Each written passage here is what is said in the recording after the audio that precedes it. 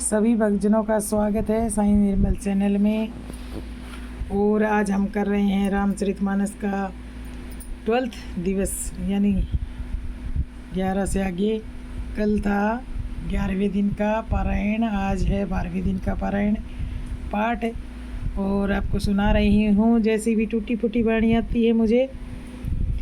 कथा प्रारंभ होते सुनो वीर हनुमान, रामा सुनो वीर हनुमान, आसनी आए विराजिए पूर्ण कीजिए सब काम।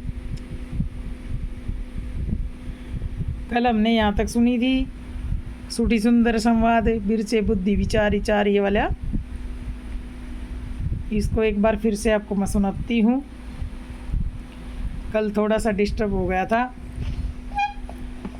अब आज प्रभु की इच्छा, जैसे डिस्टर्ब नहीं होएगा तो अच्छे से कथा कहूँगी। और अगर कोई डिस्टर्बेंस आया, डिस्टर्बेंस ये था कि कल लाइट चली गई थी बारिश का मौसम है तो आजकल लाइट का तो ऐसे ही चलते रहता। भाई भगवान कृपा बनाए रखेंगे, लाइट होगी तो हम फिर करते हैं आगे पाठ। थोड़ी देर 2 मिनट भगवान का संकीर्तन करेंगे।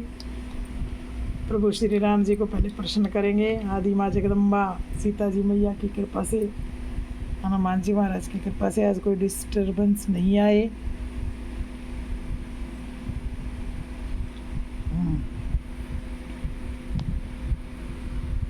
बोलिए श्यावर रामचंद्र भगवान की जय। राम राम राम राम सीताराम सीताराम सीताराम सीताराम सीताराम सीताराम सीताराम सीताराम सीताराम सीताराम सीताराम। बोलिए सियावर रामचंद्र भगवान की जय। पवन सुत हनुमान की जय।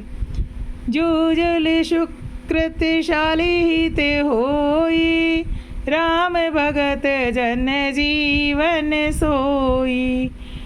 मेधामयी गति सो जल पावन, शकील श्रवण मग चले सुहावन।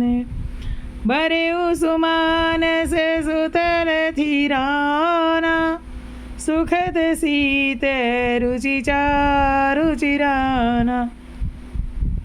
राम सिया राम जय जय राम।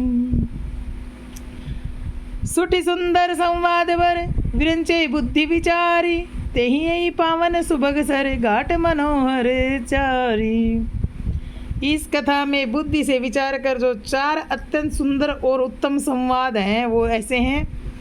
काकभुसुंडी जी और गरुड़ जी का संवाद है, शिव भगवान और माता पार्वती का संवाद है, और याज्ञवल्क्य जी ऋषि और भारद्वाज मुनि का संवाद है।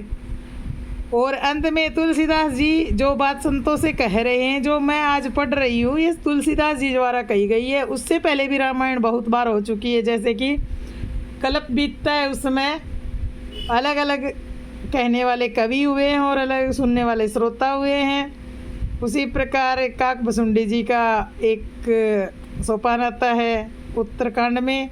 माता पार्वती जी और शंकर भगवान की तो कथा अविरल चलती रहती है। और जो शंकर भगवान ने पार्वती जी से अमर कथा सुनाई थी, वो अमर कथा ये रामचरितमानस ही है, जो भगवान शंकर ने खुद लिखा था और अपने हृदय में रख लिया था।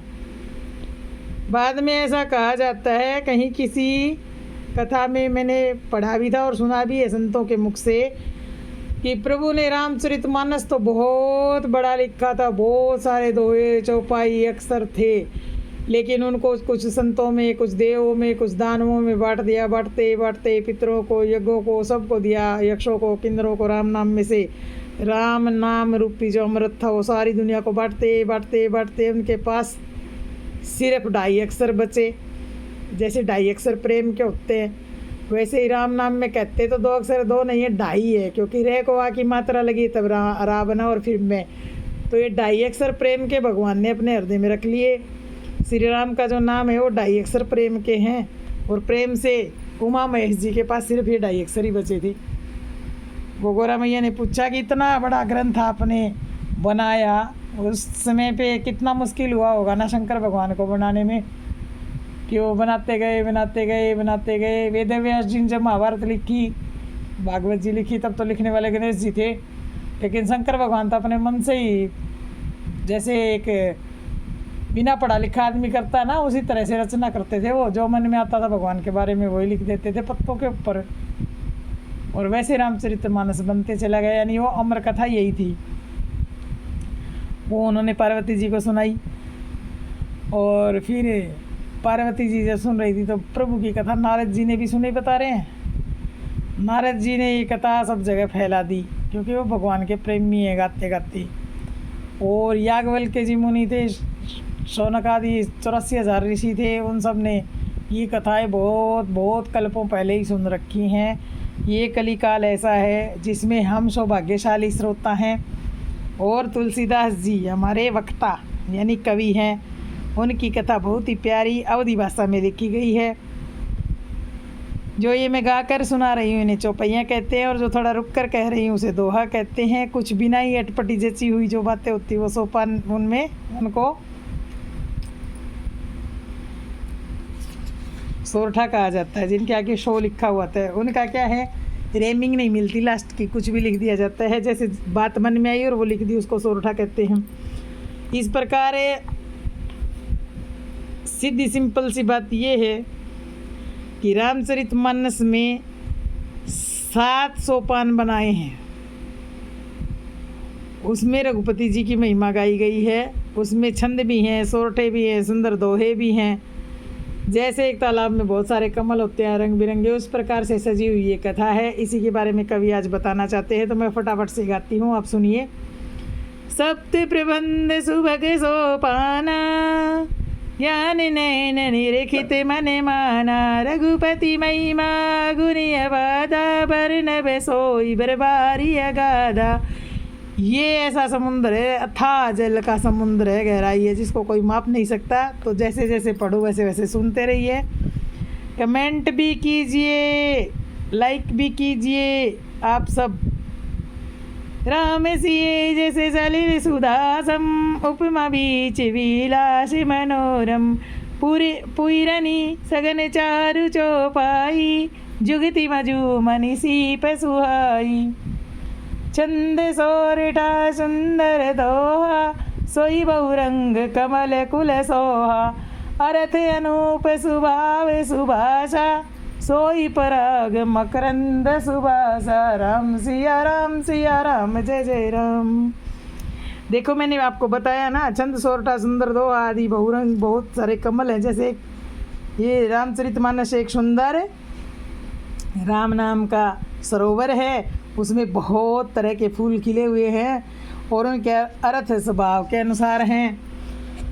सुकृति पुंज मंजुल अलिमाला, ज्ञान विराग विचार म्याराला, दुनिया रेव कविते गुनी जाति, मीन मनोहर ते बहुभाति, अर्थ धर्म कामादिक चारी, कह विज्ञान विचारी। नवरस जप तप जोग विरागा, ते सब जलचर चारु तड़ागा, सुकृति साधु नाम गुण गाना, ते भी चित्र जल विहंग समाना। सत सब चहुदेशी अवराई, श्रद्धा ऋतु बसंत समय आई। गाने का तो इतना समझ में नहीं आता है किसको भी। अब मैं आपको थोड़ा सा समझाऊंगी रामचरितमानस में, क्या समझाऊंगी, मैं भी पढ़ ही रही हूँ कि जो सुंदर छंद सोरठे और दोहे हैं वही इस सरोवर में बहुरंगी कमलों के समूह सुशोभित होते हैं। अर्थ ऊंचे भाव और सुंदर भाषा ही पराग यानी पुष्प रज मकरंद है और सुगंध है। सत्कर्मों के पुण्य के पुंज भोरों की सुंदर पंक्तियां हैं कि अगर किसी ने सत्कर्म किए हैं तो रामचरितमानस की गुंजार जैसे भोरों की मधुर आवाज़ होती है वैसी कानों में पहुंचती है। ज्ञान वैराग्य और विचार कविता की ध्वनि वक्रोक्ति उतार चढ़ाव से जो कवि गाते हैं, मुझे तो इतनी आती नहीं है। अच्छे अच्छे गायक जो है सुंदर तरीके से गाते हैं जब रामायण को, वही वो गुण जो है वो अनेक प्रकार की मछलियाँ समझो जो इस सरोवर में गोते लगा रहे हैं, जो सुनने वाले हैं उनको बहुत अच्छा लगता है ना। अर्थ धर्म काम मोक्ष ये चारों ज्ञान विज्ञान विचार के कहना काव्य के 9 रस हैं। इस काव्य में 9 तरह के रस है। कहीं देखो बालपन में भगवान खेल रहे हैं तो आनंद रस है, माताएं हर्षित होती हैं। कहीं भगवान जब बड़े हो जाते ताड़का को मार रहे हैं तो वहाँ वीर रस है। ऐसे ही प्रभु जब सीता जी को खोज कर रहे तो वहाँ वीर रस है। हनुमान जी जब लंका जाते हैं तो वहाँ भी वीर रस है। फिर ऐसे लक्ष्मण जी मूर्छित होते हैं तो वहाँ श्री राम जी फिर शोक रस में डूब जाते हैं। ऐसे ही नवरस से भरी हुई है ये। इसमें सिर्फ हास्य रस की कमी है या श्रृंगार रस की कमी है। बस श्रृंगार रस सारा श्रीमद् भागवत में आता है, जहाँ भगवान की उपमाएं दी जाती है, जहाँ भगवान को अलग अलग तरह से प्रस्तुत किया जाता है। लेकिन राम तो ऐसे सुगम प्रभु हैं, ऐसे सुंदर प्रभु हैं जिनको किसी श्रृंगार की ज़रूरत नहीं है। वो ऐसे सुंदर शाम सलोने हैं, सीधी दृष्टि वाले हैं। हमारे कन्हैया तो नटखट चंचल नेत्रों वाले हैं और वो गंभीर नेत्रों वाले श्री राम जी। इसलिए इनके नवरस में श्रृंगार रस को छोड़ के बाकी सारे हैं, क्योंकि ये बात आरती में, रामायण जी की आरती में कही गई है। और सुकृति साधु नाम के गुण हैं, भक्ति निरूपण विविध विधाना, दया क्षमा दम लता विताना के क्षमा और दया के इंद्रियों का निग्रह करना ही रामचरितमानस का पाठ करना होता है, भक्ति निरूपण है। और कथा अनेक प्रकार की, बीच बीच में राजा महाराजाओं की कथाएं, जानकी जी का विवाह, अहिल्या जी का उद्धार, ऐसी कथाएं आती रहती हैं। वही क्या है, पुलक वाटिका भागवन सुख सुभयंग विहारू, माली सुमन स्नेह जल सींचत लोचन चारू, बोले श्यावर रामचंद्र भगवान की जय। अगर रामायण को समझना है तो प्रेम से समझना है। प्रेम का नाम ही श्रीमद् भागवत है, प्रेम का नाम ही रामायण है। बस फर्क इतना है कि श्रीमद् भागवत दुनिया में जीना सिखाती है और श्री रामायण है वो त्याग करना सिखाती है, मन में धीरज धरना सिखाती है, ईर्ष्या द्वेष से दूर रहना सिखाती है। अगर कोई रामायण को अपने जीवन में उतार लेता है तो वो राम हो जाता है, और वो जो श्रीमद् भागवत को अपने जीवन में उतार लेता है वो व्यवहार कुशल व्यापारी भी हो जाता है, और वो ज़िंदगी इस कलयुग में जीना सीख लेता है। और आज के लिए इतना ही, शेष कल की कथा में सुनाऊंगी। बोलिए श्यावर रामचंद्र भगवान की जय। कथा विश्राम होते सुनो वीर हनुमान, सदा हमारे साथ रहो, करो सदा कल्याण। श्यावर रामचंद्र की जय।